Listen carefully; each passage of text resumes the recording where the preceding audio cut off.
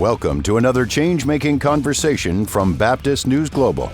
You're listening to a special podcast series titled Highest Power, Church and State, featuring writer, poet, and musician Rick Pidcock. Now here's Rick.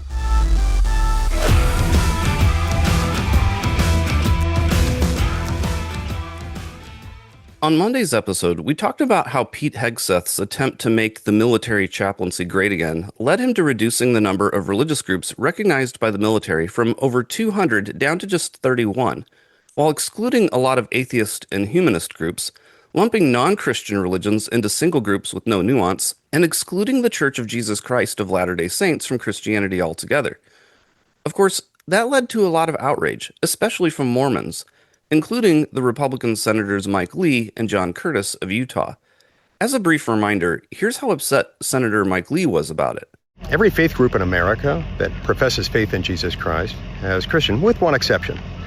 That is those belonging to the Church of Jesus Christ of Latter-day Saints. I find this offensive, not just because that happens to be my faith, but not just because it happens to be the faith of tens of thousands of U.S. military personnel, but it's also just repugnant to any sense of decency, any sense of our common heritage and our common belief that the government needs to not weigh in on doctrinal disputes between various religious denominations. And so I respectfully am imploring people at the Pentagon to reconsider this. Not just reconsider it, but undo it. Secretary Hegseth, tear down that wall. This is not cool. Get rid of it. Get rid of it now. Thank you. So Lee reached out to Trump to complain about Hegseth, and suddenly the Department of War announced, quote, "Last week, a proposed list of simplified faith codes was released to the media. The Pentagon list included redundant and unnecessary labeling, and the mistake has been fixed. The goal of this effort is to simplify a previously out-of-control belief coding system that had ballooned to over 200 codes. In order to clarify the work of chaplains and simplify the work of commanders, the Pentagon has consolidated and simplified the list to roughly 30 codes, using the previously used labels for faiths. The Pentagon's job is not to adjudicate theological debates, but instead to ensure sincerely held faith is respected and encouraged in our ranks," unquote. So essentially what the Department of Defense did was to take away the Christian label altogether and simply list the groups by their denomination. Of course, that's not really enough because it fails to consider the diverse perspectives within each group, like Muslims are just one group or Hindus are just one group, and because it excludes so many groups that used to be recognized. If you want to explore that more, we talked about that on Monday's episode.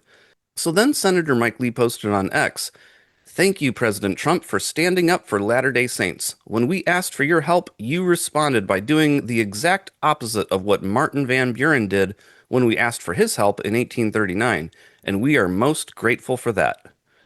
But my question is this. Would Mike Lee and John Curtis have gotten the result they wanted if they weren't Trump loyalists? Because after Trump told Hegseth to stop categorizing Mormons as non-Christians, Lee's posts on X were, "Thank you, Elon Musk, for making it possible to call out election fraud when we see it. And today, we definitely see it," referring to the baseless Republican claims that the Los Angeles mayoral race was rigged. Then Mike Lee posted, "SPLC, the Southern Poverty Law Center, is a hate group that hates Americans." Then he said, "California has forced our hand. Time to resume debate of the Save America Act and keep debating it until it passes.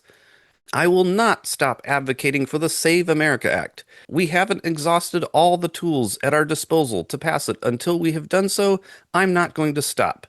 No other success in the Senate can compensate for failure to pass the Save America Act now. Bad things happen when the public loses confidence in elections." Of course, there's no reflection on how Trump and the Republicans pushing these conspiracies is causing people to lose confidence in the elections. This is especially true where glaring election security vulnerabilities are chronically ignored. Such risks escalate dramatically without effective measures to verify voter eligibility and identity. Here he was posting a video. Like a lot of Americans, I've been really disturbed by what we've seen in Los Angeles. The results of that election are yet another reminder of the fact that We have to pass the Save America Act. I mean, we've got election security problems that need to be remedied. I'm not going to stop talking about it. And the more people tell me to stop talking about it, I'm going to talk about it even more because we need it. And the events of the last 24 hours confirm that. And then he posted an AI video that was created by Florida Senator Rick Scott that showed a group of mafia-looking members in suits around a table drinking alcohol. And it began with the caption, "Somewhere the weekend before the LA mayor primary."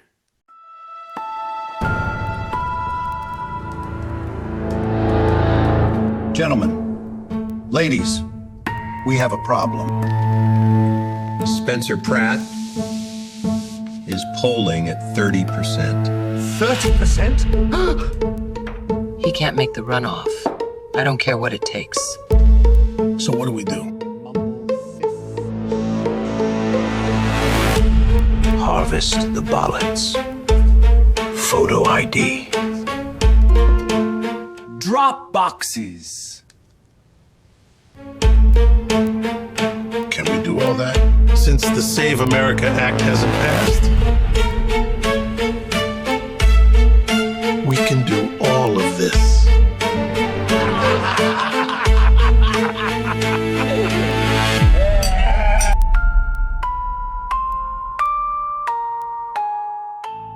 Senator Scott's post said, "What's going on in Los Angeles is rotten. Isn't it time to save America?"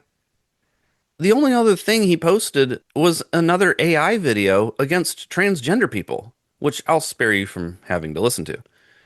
But post after post, Lee goes on and on about the Southern Poverty Law Center and about the SAVE Act. And of course, these are Trump's pet issues. The Trump administration's attacks on the Southern Poverty Law Center undermine any inquiry into the far-right's violent white supremacist groups. More on that in a moment.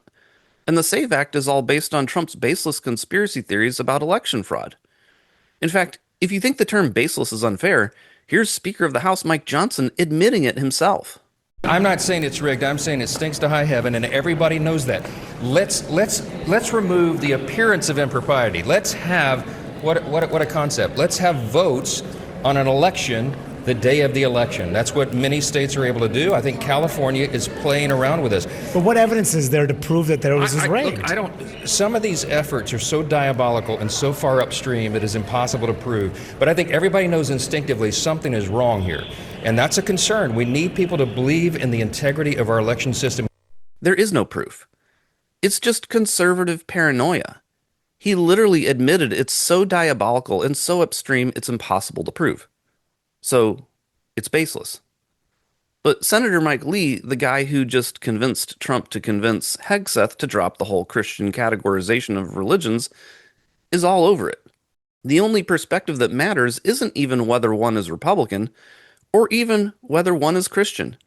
The perspective that matters is if you're a Trump loyalist who supports all his baseless conspiracy theories that are really driven by his insecurity over losing the 2020 election.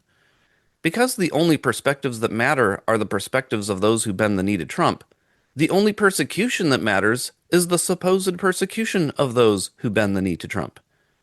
And that brings us to this story about how the task force to eradicate anti-Christian bias fired a group of investigators who supposedly persecuted a group of innocent traditional Catholics.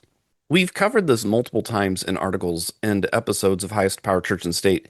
You can go back and listen to episodes 17 and 18 on the President and the Pope, or read my piece for Baptist News Global from May 24th, 2024, titled, "The Harrison Butker Story is So Much Weirder Than You Know," to get more of the backstory. But the short of it is that there is a group of churches who call themselves Catholic, but aren't actually Catholic, who are so upset over the Catholic Church's decision in Vatican II to stop using the traditional Latin Mass that they're getting involved with violent extremists, including the likes of Oklahoma City bomber Timothy McVeigh. I interviewed Basil Dannenbaum, who investigated one of their seminaries that was training people in how to assemble assault weapons.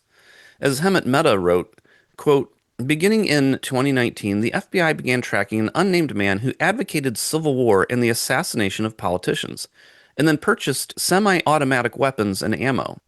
He was then arrested for other reasons, but in jail his online threats grew even worse. He would make phone calls to family members during which he talked about the need to build guns, explosives, and other forms of weaponry and store them in his room without fear of the law finding out about it. He also said he needed to make total war against the satanic occultist government and the Zionist devil-worshipping bankers who control it, unquote. This man began attending an SSPX church, which is the group Timothy McVeigh was involved with. So the FBI began following him and investigating. And here's what I wrote in 2024. When the FBI came knocking, former FBI agent Kyle Seraphin leaked an 8-page dossier about the investigation. The FBI's Richmond division would like to protect Virginians from the threat of white supremacy, which it believes has found a home within Catholics who prefer the Latin Mass, he wrote.